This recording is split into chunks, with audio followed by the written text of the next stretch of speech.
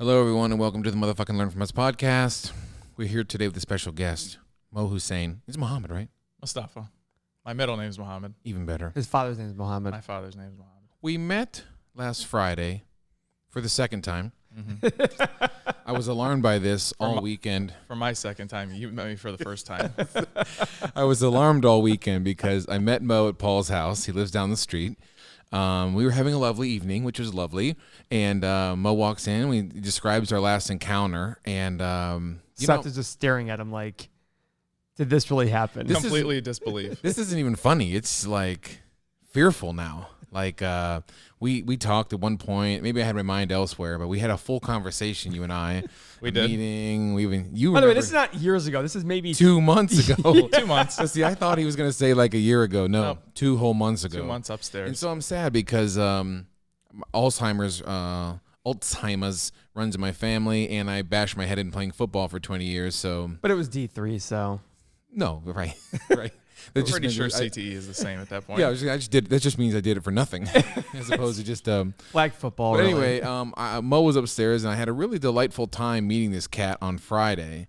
He came to the bar with us. We got Paul out to a bar. You let him drive your car. He now wants one. We walk outside. Seth goes, "You ever driven a Tesla? Hop in the driver's seat."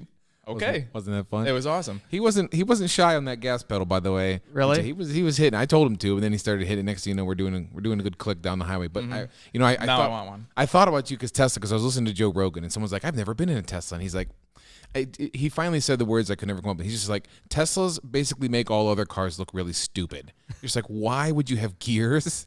Why would you even put gasoline in it? It makes no sense whatsoever. So yeah, so you're in love with them now, huh? Maybe. Yeah, I want one. Well, he said so. It's funny. Go ahead. So last October, I really wanted a Model S, so I ordered one. Oh.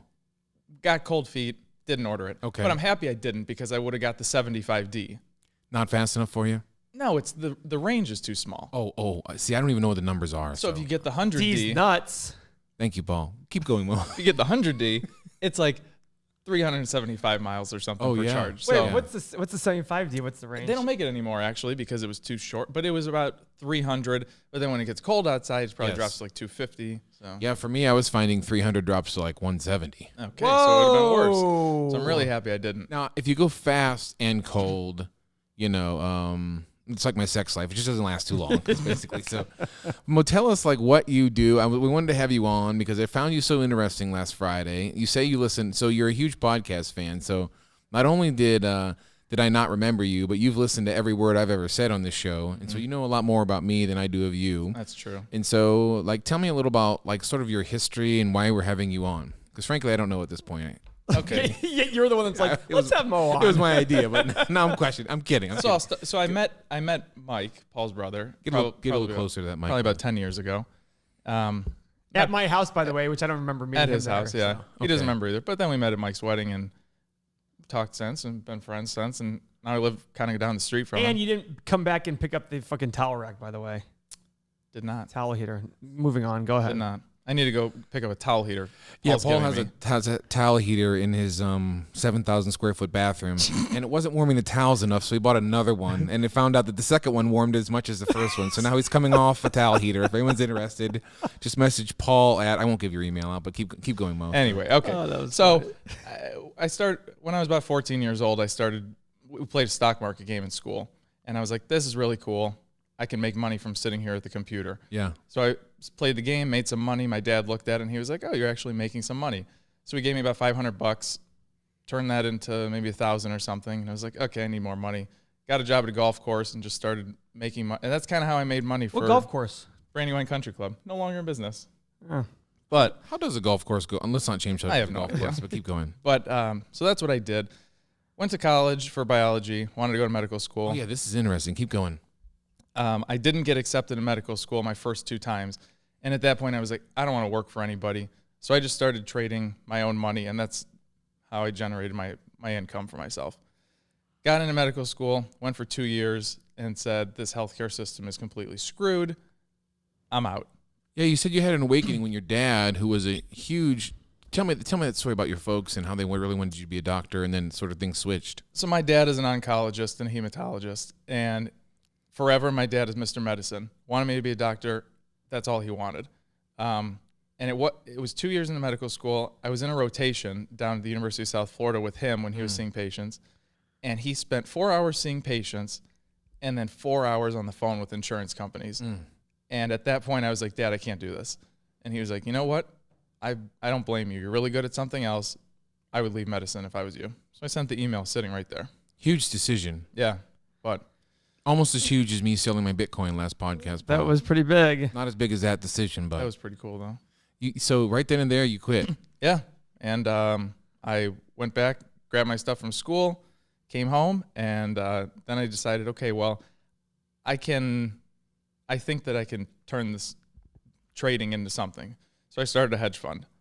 Right now, for the people who are stupid like me, like what exactly does that mean again? Because I mean, if you look at the definition of it, it's basically you're taking more risky decisions and trying to make money. But go ahead. You're doing it for high net worth individuals. So you have to have a certain income. You have to have a certain net worth. The minimum investment is $250,000. Okay. So if I lose all of your money, you're not going to go to the poorhouse and be on the streets. Okay. Go ahead, Paul. The definition of a hedge fund, the word hedge means you're hedging risk. You're protecting against risk, but that's not really what it is. Now it's just a general term for anybody who manages money. They just call it a hedge fund. In fact, it usually means immense risk. People taking on a lot of leverage in order to make higher returns. Correct. And the benefit of doing it, so I don't have any formal training in this. I don't have any degrees in this. I kind of learned it all by myself. Where was I going with this? Where were you going with that? I don't know. Well, speaking of degrees, I know Paul has a white belt in karate, Yeah. so that's about the highest degree he got. So It's complete. It's unregulated by the SEC. Yeah. So you don't have to have degrees. You don't have to have all these okay. exams and certifications and all of that. So okay. And so, what is your day to day? Like you've been doing this for a while. How long have you been doing this? And what it's been about 8 months doing the hedge fund. You said 8 months? Yeah. For the hedge fund. For the hedge fund. Everything else. What does that mean? Imagine if he just said, "Yeah, I was a caddy just 8 months ago." Now I'm really questioning having him on the. Well, on Friday I met you, and Thursday I started the hedge fund, so we're on day 4 right now. But I have been doing what I'm doing for almost 16 years now, I guess. Wow. Yeah. And so, like, what was I gonna ask you? Shit. So you said what is the day in life, your day in life like? So I wake up in the morning, and basically what I do every morning is I go through all of my list of stocks, mostly pharmaceuticals, because that's really what we focus on. Yeah. And I'll just start looking at charts, looking for different patterns, different trends, seeing if anything changes overnight. And then I'll start reading clinical trials, research that's being done, trying to find the next company that I can get into. Mostly public. I'm willing to do some private. But that's pretty much what it is. Just a lot of reading and sitting and looking at the computer. Then I have to go meet people and this and that, which is not my favorite part of the job. What do you mean? Who you Well, meet? eventually I want to get investors. Okay. So how does that work? I don't even know what you're talking about. So he's proving his model now, so he can show investors a track record and then start Exactly. pitching investors, and they go, "Oh, look at that! Let me go invest." that's correct. They invest with you, and you make money off them, and they make money, and Correct. Hopefully everybody wins. That's the theory behind it. That is the theory. And Or- hopefully everyone wins. do we have other friends that do this? I have no idea. I mean, we do it They do it, yeah. for real estate. Yeah. I'm invested with Paul for some real estate. Oh yeah, that's right. You are invested with us in a real estate Yeah. deal. What does that mean again? Our little fund that does the apartments, like Ludlow Gables, Yeah. he's invested in that one. Mm-hmm. My friend Gary, who I'm investing in, doesn't do that. It's not a hedge fund. He's a value fund, kind of thing. And that's Gary's something I very, do. very interesting guy. Yeah, you met with Gary. Yeah. I just don't know who else does it. Does anybody else we know? Not that I know of, no. I'm sure there's somebody out there who does I'm it. sure there are. But I know another guy who does it, but who knows? He doesn't. I don't know how he's done lately. So how do you keep up with these like riskier movements in the stock market? hedging against things, looking for positions that are maybe more stable. There's a lot of stocks that I have that pay dividends, so pay me cash every quarter, whatever. But like we were talking about the other day, where's the stock market going to go? Yeah. I have no idea. I can't tell you. I can give you an educated guess, but it might not be that educated. At least you're doing some research more than... Edumacated. Being around Paul has made me think that things are going to fall apart. Yeah, I just don't feel, how Let me I see feel. that, Paul. Paul tends to fidget, so I have to take toys away from him during the podcast. That thing's very interesting. I've been trying to straighten it out. So you said this on Friday. We were at a bar, and Was this before I came or after I came? during. Oh, well, Paul was on fire at this bar. He was on fire. He's not a bar goer. He doesn't drink. I'm not a still bar goer. like, dude, I'll just be like sitting there, like in the shower, like Paul doesn't drink. I don't fucking understand this. Like, I don't even know how that works. Like, it's like, anywho. Because you're kind of a single guy. I mean, you have a girlfriend, but like she doesn't live. So like, okay, he lives by himself. yeah. What I mean to say is like I could easily just be like, I could call you at like 10 o'clock and be like, Paul, let's go get a drink, and you're just like, I'll have a Coke. yeah, Diet Coke. Diet Coke, the best is the Diet Coke they brought him. It was the fanciest thing ever. It had like mint leaves coming out and cherries falling off the side. Yeah, and I'm like, it was a crafted it was like a handcrafted cocktail place called Crafted Cocktail. And then good old Harry, you're listening, I know, and you're showing me all these cars and things to do. I'm just like, Harry, I don't care about the engine size. You're like, well, Paul, what are you doing with the engine? I'm like, I don't know. Well, I recommend you do this. I'm like, I'm not doing that, Harry. I'm sorry. That became a very interesting conversation when he started asking about this car that we're building. Yeah. And me and Paul are just like, we don't know what you're talking about. And then he starts he's like, wait, so you have somebody coming in, you're not building a car. What a dick. And then the best part was, talking about politics, he's like, talking about Biden, and then he's like, well, hopefully for all of us here that Biden wins. I'm like, why all of us here? He's like, well, I'm like, and I just put it at you and I go, we don't agree with you guys. He's like, disagree.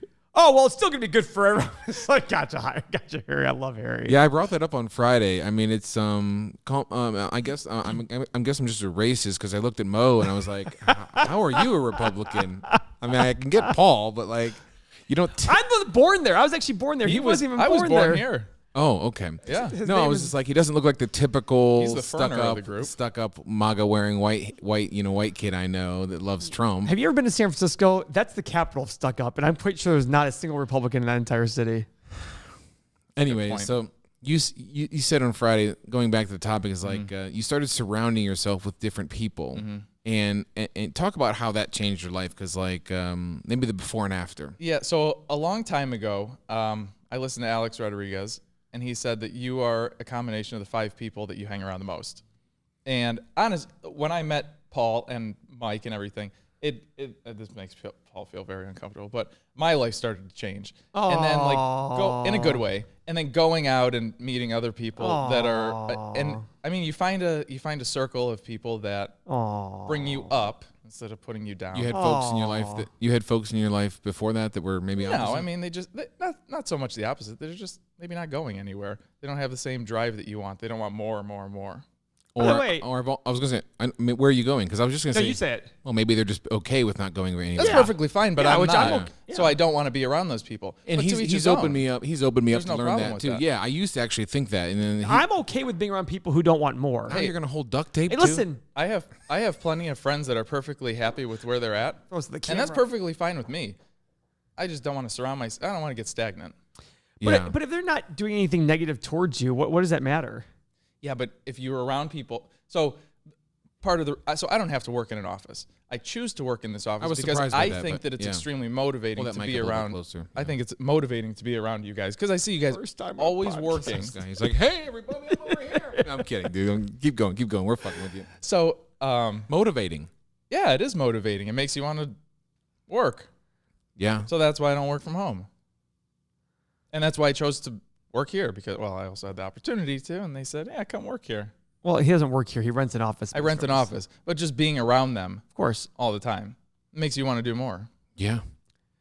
Yeah, but I'm a big believer in it's okay to have quote unquote normal people around you, as long as they're not being negative or criticizing what you're doing and saying you shouldn't do. I mean, I don't believe that's a. I would say I have more normal people around me than people that's like what I mean. myself. And that's like what you, I mean. For sure. It's like that's so.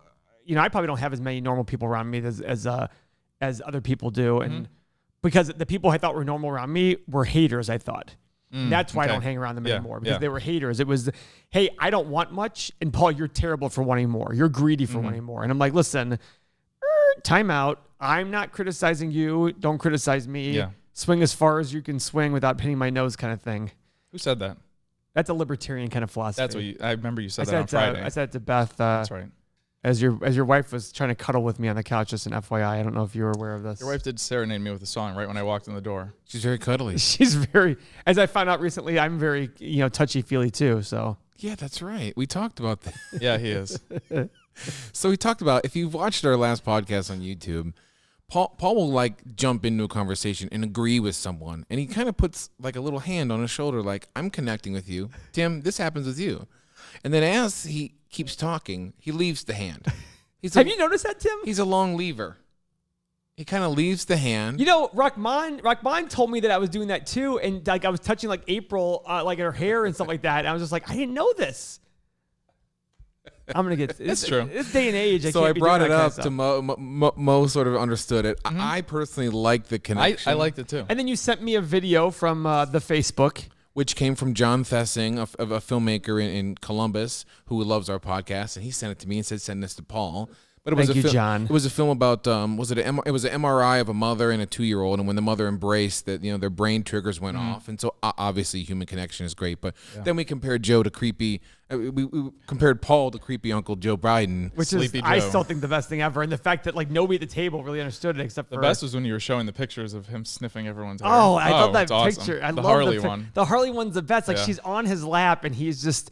like Santa. Taking a big Oh, whiff. it's the best. And you better believe that's a Harley woman from somewhere in Ohio. Do you know this, Tim? Joe Biden's like known for like smelling women from behind and something, right? So there's a picture of a him. thing to be known for. Vice President Also Vice sniffing President of the women. United States. There's a picture of him with a woman on his lap during the campaign, and he's like literally embracing her and like head in her shoulders and smelling her, and she's just like giggling. It's wonderful. Oh, it's great. No, it's a legit picture. Yeah. No, this is real. Now, I'm sure it's been 100% used real. in memes lately, but Yeah. either way, we had a good time Friday night with meeting Mo for the second time. And, Yep. and your wife's wonderful. And we went to the bar and we met Harry and his wife, and we hung out, and we almost forgot about Harry and his wife. And Well, I'm the same way as you, Mo. Is like the more I surround myself with different thinkers, like I think even like you now, because I got home and with Beth, and I was like, I need this dude in my life. Like I got to invite him over and like play cards. And you said you're not too good at basketball, but I'm not. neither is Paul. So we can. But I mean, like, yeah, You guys like, would wipe the floor. I am very athletic. it looked like you But- get a couple Alright, lifts. 3-1 against But- you or something like that. I really am. We play each other in basketball. I wouldn't say.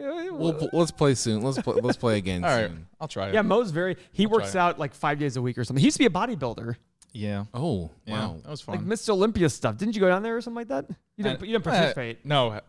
Yeah, but Too you like much. went down there. Like, Yeah. I mean, who even goes down? I love Darnell. He's probably listening to this.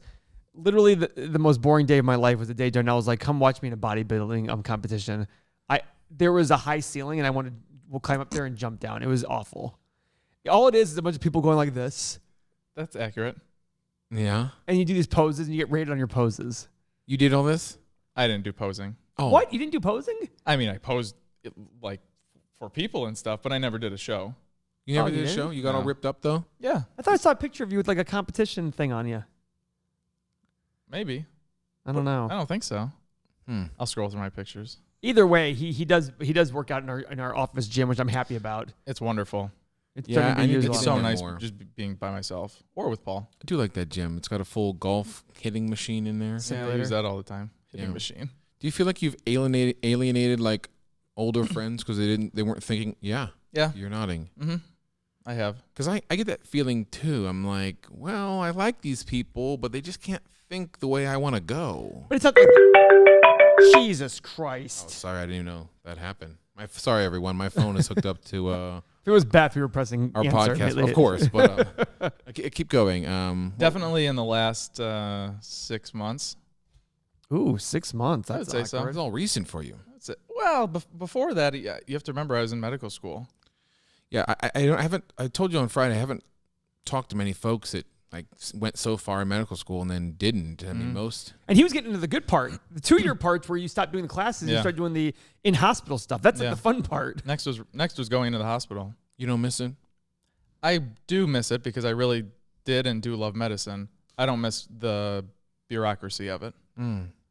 Our mutual friend, Seth's friend from college, MJ, is probably listening, and I wonder what he thinks about Mo going through 2 years and then dropping out. He loves being a doctor, MJ. doesn't he? Maybe I'm speaking for him. I don't know. loves. I can't speak for him. I do know, like, I do know when he's not working and he's on call, it's kind of like you can't really do much. So you kind of have to work. So I do know he's always really, like, busy. And I don't know. I think he would say that he wishes he could do more in this world, but he's always on call and working. Yeah. And I will say this. My dad, he worked at the Cleveland Clinic, saw patients forever. Then he went to a drug company. But now he retired. He has the opportunity to go back and see patients, and he won't do it. He sees them once a month to keep his medical license going, but he will not go and spend all of the time. My dad loves it still. So can I talk about your dad's practice? Keep going. Yeah. Just a little bit? Yeah, if you want. Okay. So his dad has a private practice, but his dad is the dictator at this private practice. And he practices medicine the way he wants because there's nobody to tell him no. Yeah, he's not in a hospital like Cleveland Clinic. And I actually spent a summer with Which Dr. I never Gabrail. knew this about this. And he was, I mean, if that's how medicine was nowadays, 100% I would want to do it. Yeah. But I knew I was not going to be able to get to that point until I was 10, 12 years from now. All of his employees and patients do a march when he's in the office. They march past him and do a salute. They do.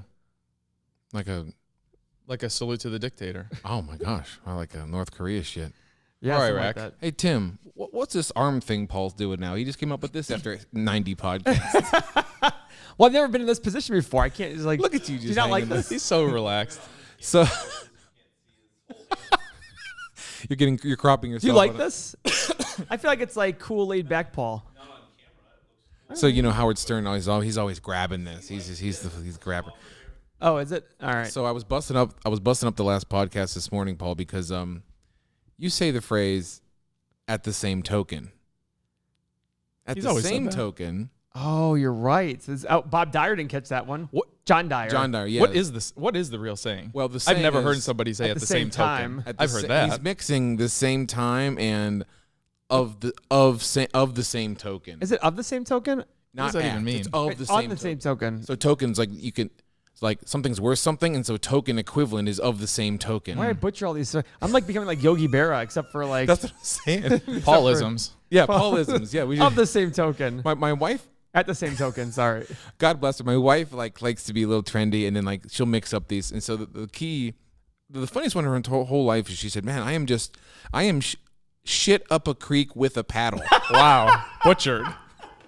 And it's a mixture of I'm up a creek without a paddle and in Shit's Creek. Or up shit creek Oh, or without up a shit paddle. creek. Yeah, Without a paddle. Yeah. yeah. So she's shit up a creek with a paddle. That's a pretty good position to be in. Yeah, I'm not like it's not terrible. That was funny, man. So Well, who's shitting up a creek? Anyway, you're right. I do these things. I do. You have a lot of things that you say. Yeah, but the thing about the John Dyer thing was he called me I out know on he the. called you out on all of them. Yeah. Well, not all of them because he didn't catch this one. So I've also been trying not to say doo-doo as much. I do those things. I think. Is that incorrect? Well, I think you can just replace the double do with just do. I do those things. Yeah, So it's true. now that I've thought that, in my mind, every time I do the double do, I'm like, how can I say this with just one do? So we were on a cruise in 2004. Me, Jason Deppish, Mike Neff, and Kirk Reed. And we were at have you ever been on a cruise before? This is the Four Horsemen of Walsh. I can't believe you guys still know. I've never. Well, been. no. So to be honest with you, me and Kirk stay really in touch. By the way, he's coming to the 20-year reunion, staying at my house. Oh, how nice. Have you ever been on a After cruise? party? We should do an after party. We should at do your an after place. party. Eh, No, I- not for the Walsh I went on a people. cruise down the Nile. Here we go. We get it. You're rich, Mo. That was not a rich person cruise. Oh, it was horrible. He was paddling. I was basically paddling. Was it Shit Creek? No, he was a hostage Kind at the of. time. So, Keep you know, going. on a cruise, Very you're good, like Seth. assigned to like a dinner table. At least on the cruise I was on, you were assigned to a dinner table. So we're there, and it's us four guys and some other couple, and this really nice couple. And the guy was kind of this goofy guy, but like this cool goofy guy. Something happened, and he said, somebody said doo-doo, and he just started giggling. He's like, you said doo-doo. So ever since then, I do. I do. I did do that. But you're right. I do. But you know, in the legal world, Go on. you can say, can I not do this? Instead of saying, can I do this? In the legal world, they say, can I not do this? Or am I not allowed to do, or something. It's something like that. Because I remember I took a business law course in college, and the professor said that in her MBA program, one of the students wanted to take a class, and they wrote to her and said, can I not take this class? And she wrote back, you're a lawyer, aren't you? And he goes, yeah. And she goes, how'd you know? He's like, because you wrote, can I not take this class? He's like, and you cannot take this class for credit because you already are a lawyer. Oh. And that was her, but I remember her saying like, that's like the legal world. Sometimes they say weird things like that. So the whole doo-doo thing, I always wonder to myself, is it the same as that? Can I not do that? Because nobody would ever say, can I not do this? You just be like, can I do this? Right? Yeah. Why would you say, never can I thought not? about that. That's the only reason why I still worry about like, is it, but you're right. Can I do this? Can I do? You do say, can I make a comment? I do say, can I make a comment? And I always wonder why you just don't make a comment. Well, I think he wants to respectfully butt in. Most of the time, it's an opposing view. Yeah, probably. Yeah. But by asking for permission, and he massages you a little bit. I know him because Seth has the playbook. by asking for permission, if you give it, he's Belichick and I'm Freddie Kitchens over here. if you give it, then he has full reign to lay into you. Yeah. Hey, you said yes. You said okay. I can say whatever I want. Can I make a comment? You're can I a make fucking idiot. Can I make a comment here? That is Paul. Yeah, that's why you're here, bro. That's why Well, we started this. yours are the best. Yours are. What are I got they? it. I got it. And then you go, I got it. Well, my brain works like, like it hits me. I'm like, everyone stop. I got it here now. It's just like, listen to me carefully. Stop. No, I got it. 10 years ago, a buddy of mine gave me like a statue of like a Hulk, like Incredible Hulk, and it just says, listen to me carefully, like for my desk. Oh, that's Just adorable. Listen to me carefully. Like, I got it here. You do that. Yeah, that's what I do. So, anyway. Well, Tim, what are Timisms? What are Timoisms? What the heck? Tim's oh decked boy. out in Oh Dynasty boy. over Oh boy. there. Oh boy. That's a big Yeah, one. if you start talking about sex, What you the get heck? you get a big oh boy out of Tim. Oh boy. So it's funny. Mike Williams texted me last night and said, "Did I make Tim mad?" I go, "Why?" He's like, "Well, I just feel like I'm like, Tim's not like you and I, Mike. Like, it's not like the nonstop like berating that us friends do." Which I don't think Seth likes all the time, but like when we go to Mexico, Rahman and Darnell just start fighting. That's what they do, and Seth would be like, "Oh my god, what's going on here?" It's like that's what they do. You're a peacemaker, aren't you? I want to be liked by But the everyone. thing is, like Rahman and Darnell are just used to like constant bickering, and it's to me it's so funny because it's two brothers who are just two people who are like related. What you mean, you people? And it's just hilarious to me. And so when Seth goes like, I don't like this negativity, I'm like, no, this negativity is awesome. It's the fun part of it. Like what we do is and I've always read before too. I even read the other day that couples who make fun of each other are closer. Who tease each other are closer to each other. You know what I mean? It's kind of like, and Lisa and I do a really good job of making fun of each relationship. Oh man, the stuff you and Lisa say to each other sometimes, I'm just like, what? Really? no. But when you say it, but like both of you just rub it off, I'm like, that is an awesome relationship. Well, like Lisa calls me an asshole. You said very something. You said routinely. something the other day when I was at your house when you thought it was burning down, and right. you said something to each other, and I was like, wow. What was it? I don't remember.